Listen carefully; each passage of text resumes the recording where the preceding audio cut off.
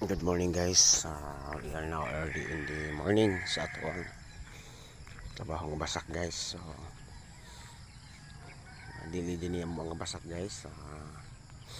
Ipasaupan na di din sa op guys, gipatrabaho ra ni kalahi ang saop in the end of the trabaho mangayog parte sa yuta, pero kaniamo gipatrabaho ra mi sa among silingan nga maayo pod kaayo.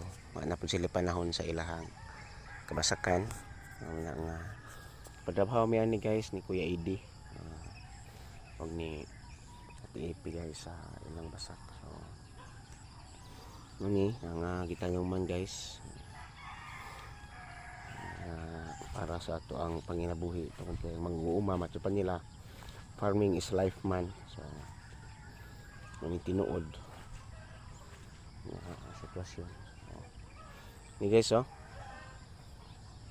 sa kinabuhi matud pa sa nila nga ang taong tapulan dili pa kanon na nas Biblia sa sulat ni Apostol Pablo.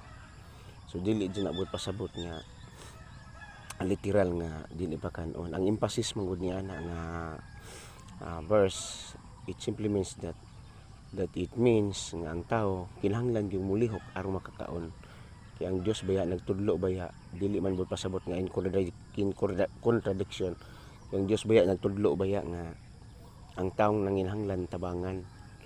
Pero muna diha sa bersikulo diha nga ingon ang taong tapulan dili pa kanon, nagtudlo na sa tao, nag-remind na kinahanglan ang tao motrabaho aron jud makakaon nya.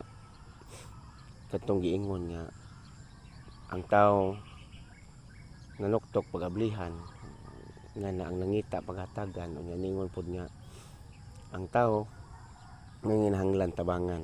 So wag gyapon na siya mawa nga teaching sa Ginoo nga motabang ta sa mga taong nanginahanglan. Kato nga bersikulo nag-remind lang jud nga ang tao kinahanglan yung mulihok para sa iyang basic needs. So ana guys, may buntag mo nga mulihok ta, mananom ta tungod kay kung wala na mga mag-uuma, wala na pud tay mahimo sa wala na pud kanon. So ana guys, may buntag ka natong tanan.